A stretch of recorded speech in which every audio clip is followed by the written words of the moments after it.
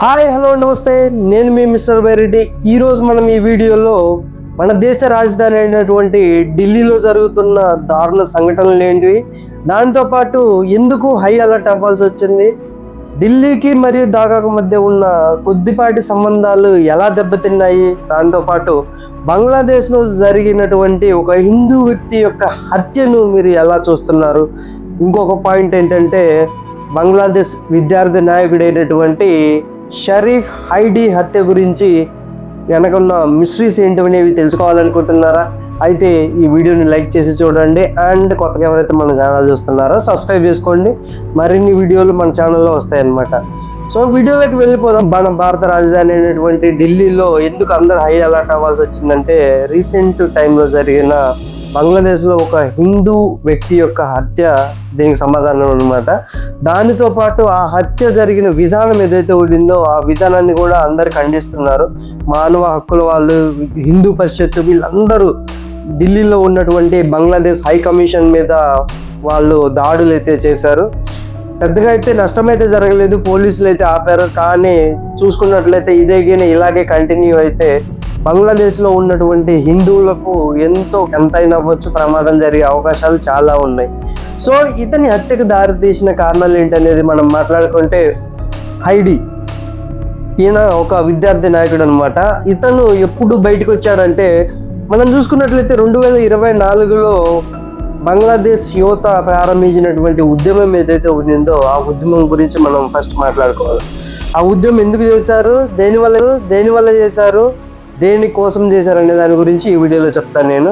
Point ఏంటంటే, 2024 July 1వ తారీఖు స్టార్ట్ అయిన ఉద్యమము రిజర్వేషన్కు వ్యతిరేకంగా మొదలుపెట్టారు. ఎందుకంటే 1971 సంవత్సరంలో బంగ్లాదేశ్కు స్వాతంత్రం వచ్చిన తర్వాత బంగ్లాదేశ్ స్వాతంత్ర పోరాటంలో పాల్గొన్న వ్యక్తులు ఎవరైతే ఉన్నారో వాళ్ళకి సంబంధించిన వ్యక్తులు అవ్వచ్చు, వాళ్ళ రిలేటివ్స్ అవ్వచ్చు, వీళ్ళందరికీ 30% రిజర్వేషన్ అనేది బంగ్లాదేశ్ ప్రభుత్వం కల్పించింది అనమాట. ఈ 30% రిజర్వేషన్ వల్ల బంగ్లాదేశ్లో ఉన్నటువంటి సామాన్యమైన యువతకు ఉద్యోగ అవకాశాలు రాకపోవడము, దానితో పాటు ఈ రిజర్వేషన్ అనేది వాళ్లకు ఎంతో అడ్డంకిగా మారటం అనేది ఈ ఉద్యమానికి దారితీసిన కారణాలు అనమాట. ఈ ఉద్యమం జరుగుతున్న సమయంలోనే జూలై 4వ తారీఖు బంగ్లాదేశ్ హైకోర్టు ఇచ్చిన తీర్పు ఈ ఉద్యమాన్ని ఇంకా ఉధృతం చేసేలాగా దారితీసిన కారణం అనమాట. పాయింట్ ఏంటంటే, వాళ్ళు ఏదైతే ఉద్యమం స్టార్ట్ చేశారో ఆ 30% రిజర్వేషన్ తీసేసి రిమైనింగ్ ఏదైతే ఉండిందో మైనారిటీలకు, వికలాంగులకు ఉంచి మిగతా 94% అనేది మెరిట్ ఆధారంగా సివిల్ సర్వీసెస్ అవ్వచ్చు, గవర్నమెంట్ జాబ్స్ అవ్వచ్చు, మెరిట్ ఆధారంగా ఇవ్వాలని బంగ్లాదేశ్ యువత అయితే ప్రొటెస్ట్ స్టార్ట్ చేశారు. ఇలా స్టార్ట్ చేసిన తర్వాత అప్పటి ప్రభుత్వం హసీనా ప్రభుత్వం ఉండింది. హసీనా ప్రభుత్వం తీసుకున్న కొన్ని చర్యల వల్ల 200 మందికి పైగా విద్యార్థులు మరణించడము, దాన్ని చూసిన ఇంకా మిగతా విద్యార్థులు కూడా ఆ యొక్క ఉద్యమాన్ని ఇంకా ఉధృతం చేయడం అనేది ఇంకా అంటే హసీనా ప్రభుత్వం పడిపోయేంత వరకు దారితీసినాయి అన్నమాట కారణాలు. సో అలా జరుగుతున్న తరుణంలో హసీనా తన యొక్క పదవికి రాజీనామా చేశారు. పదవికి రాజీనామా చేసి ఇండియాకు పారిపోయి వచ్చారనేది బంగ్లాదేశ్ యువత కానీ బంగ్లాదేశ్ మీడియా కానీ కోడీకి వస్తుంది అనమాట. ఆ తర్వాత ఢాకా నుంచి మన ఢిల్లీకి చాలా రిక్వెస్ట్లు అయితే వచ్చాయి, హసీనా గారిని వాళ్ళకి అప్పగించాలనేసి చాలా రిక్వెస్ట్లు వచ్చినా కానీ ఇండియా ప్రభుత్వం దాన్ని తోసిపుచ్చింది. ఇదొక కారణం. అయితే హైడీ ఎందుకు మరణించాడు? సో ఆ హసీనా రాజీనామా చేసిన తర్వాత కొంతవరకు పరిస్థితులు అయితే సర్దుమణిని అని అందరూ అనుకున్నారు. కానీ 2026 ఫిబ్రవరిలో జనరల్ ఎలక్షన్లు స్టార్ట్ అవబోతున్నాయి. ప్రెసెంట్ ఉన్న ప్రభుత్వం ఏదైతే ఉండిందో ఈ మొహమ్మద్ యూనిస్, ఈయన ఒక నోబెల్ శాంతి గ్రహీత అనమాట. ఈ ప్రభుత్వము తీసుకున్న చర్య అవ్వచ్చు, ఏదైనా జరగవచ్చు, ఏదైనా అవ్వచ్చు అనమాట. ఇతను పార్లమెంటుకు పోటీ చేయడానికి రెడీగా ఉన్నారనేసి మనం రకరకాల సోషల్ మీడియాలో అవ్వచ్చు, రకరకాల ప్రింట్ మీడియాలో అవ్వచ్చు మనం చూసామన్నమాట. అలాంటిది ఎలక్షన్స్ దగ్గరలో ఉన్న సమయంలో అతన్ని నడి రోడ్డు పైన గుర్తు తెలియని వ్యక్తులు కాల్చి చంపడం అనేది ఈ యొక్క ఉద్యమాన్ని ఇంకా ఉధృతం చేయడంలో ఇంకొక భాగంగా పరిణమించవచ్చు. పాయింట్ ఏంటంటే, అతన్ని కాల్చి వెళ్ళిపోయిన తర్వాత అతన్ని ఢాకా జనరల్ హాస్పిటల్లో జాయిన్ చేయించారు. అయినా కానీ లాభం లేకపోవడం వల్ల సింగపూర్కి అయితే మార్చారనమాట. సింగపూర్లో మార్చినా కానీ అక్కడ ఉన్న డాక్టర్లు కూడా అతన్ని కాపాడలేకపోయారు.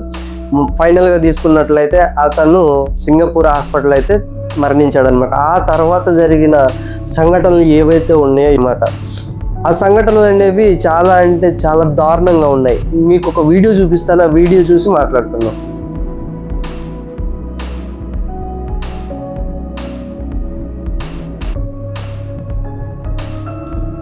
సో వీడియో చూశారు కదా, చూడండి ఎంత దారుణంగా బంగ్లాదేశ్ పరిస్థితులు ఉన్నాయో. ఇలా జరుగుతున్న తరుణంలో ఢాకా యూనివర్సిటీలో జరుగుతున్న ఉద్యమము ఒక పక్క జరుగుతుంటే, ఇలా ఉద్యమం జరుగుతున్న సమయంలో ఒక హిందూ వ్యక్తి అయినటువంటి దీపు చంద్ర దాస్, 27 సంవత్సరాలు ఇతని వయసు. ఇతను ఎప్పుడో మహమ్మద్ ప్రవక్తకు ఆపోజిట్గా ఒక సోషల్ మీడియా పోస్ట్ పెట్టారనే నెపంతో అతన్ని దారుణంగా కొట్టి హింసించి చెట్టుకు ఊరేసి సజీవ దహనం చేశారనమాట. ఈ వీడియోలు మీరు చూసుకున్నట్లయితే ఈ వీడియోలన్నీ ఆ విద్యార్థి నాయకులు అవ్వచ్చు, ఆ విద్యార్థి సంఘాలు అవ్వచ్చు, ఈ వీడియోలన్నీ సోషల్ మీడియాలో పోస్ట్ చేశారు.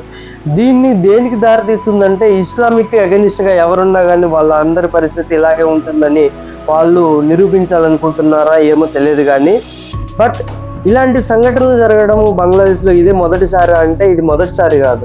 భారతదేశానికి వ్యతిరేకంగా ఇలాంటి సంఘటనలు చాలా జరిగాయి. ఎందుకంటే భారతదేశంలో ఉన్న హిందువుల మీద జరిగే దాడులు ఏవైతే ఉన్నాయో ఆ దాడులు అత్యంత హీనమైనవి, హేయమైనవి అనమాట.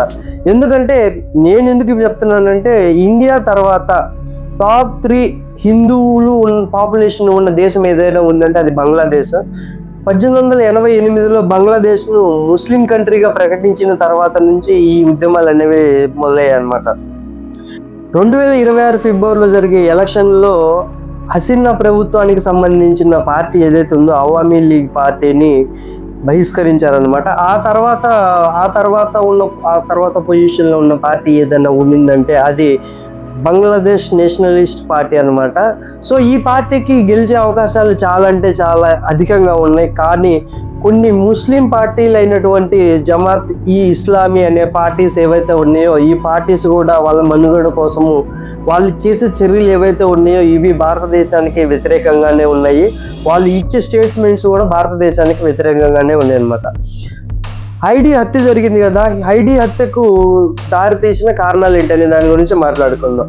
హైడీ హత్య జరగడానికంటే ముందు హైడీ ఒక స్టేట్మెంట్ అయితే పాస్ చేశాడు. అదేంటంటే, మన ఈస్ట్ స్టేట్స్ అయినటువంటి సిక్కిం అవ్వచ్చు, అరుణాచల్ ప్రదేశ్ అవ్వచ్చు, మణిపాల్ అవ్వచ్చు, ఇలాంటి రాష్ట్రాలు ఉన్నాయి కదా, ఈ రాష్ట్రాలను బంగ్లాదేశ్లో కలిపేస్తాం మేము, ఇండియా ఏం చేస్తుందనే ఒక స్పీచ్ అయితే తను ఇవ్వడం అనేది ఈ హత్యకు దారితీసింది అనమాట. ఎవరు చేశారో, ఎలా చేశారో, ఎందుకు చేశారో ఎవరికి తెలియదు.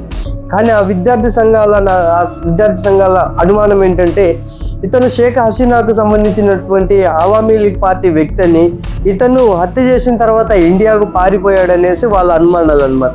కానీ బంగ్లాదేశ్ పోలీసులు ఎవరైతే ఉన్నారో, బంగ్లాదేశ్ పోలీసులు ఎవరైతే హత్య చేశారో అతను దేశం విడిచి వెళ్ళిపోలేదు, ఇంకా దేశంలోనే ఉన్నాడు, అతను ఇండియాకైతే పారిపోలేదనే స్టేట్మెంట్ అయితే పాస్ చేశారు. చూడాలి ఎలా ఉంటుందనేసి ఇలా జరిగింది. కానీ భారతదేశంలో హిందూ పరిషత్ ఈ సంబంధించిన వ్యక్తులు ఎవరైతే ఉన్నారో, వ్యక్తులు అవ్వచ్చు, నాయకులు అవ్వచ్చు, లేకపోతే సపోర్టర్స్ అవ్వచ్చు, వీళ్ళంతా ఉద్యమం బంగ్లాదేశ్ హై కమిషన్ మీద ఆల్మోస్ట్ దగ్గరికి వెళ్ళి దాడి చేసేంత పని జరిగిందనమాట. ఎందుకంటే మన చుట్టుపక్కల చూస్తున్న దేశాలు ఏవైతే ఉన్నాయో హిందువుల మీద జరిగే ప్రతి దాడులు అవ్వచ్చు, ప్రతి దానికి హిందువుల మీదే పడుతున్నారు. సో దానికి సంబంధించి హిందువులు ఎక్కువ పాపులేషన్ ఉన్న దేశం భారతదేశం కాబట్టి తప్పకుండా ఈ ప్రొటెస్ట్లు ఇవన్నీ చేస్తారనేది నేను గట్టిగా నమ్ముతున్నా.